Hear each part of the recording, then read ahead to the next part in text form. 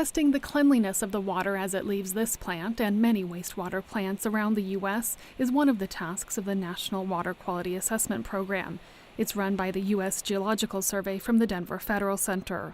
The USGS has long-term monitoring in about 100 rivers nationwide that we've been monitoring since the early 90s and in some cases since the early 70s, including a couple of sites here in Colorado. So here in Denver we can see the transition pretty quickly because it's so clean in the mountains and then it hits Denver. But the most dramatic change in the water comes after it leaves the metro area, when the South Platte heads east to the farmlands of the Great Plains.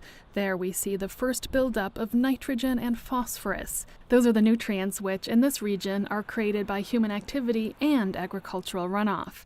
And in excess, they eventually contribute to creating that dead zone in the Gulf of Mexico. The USGS keeps a close eye on nitrogen and phosphorus, and also on other contaminants that enter the water supply.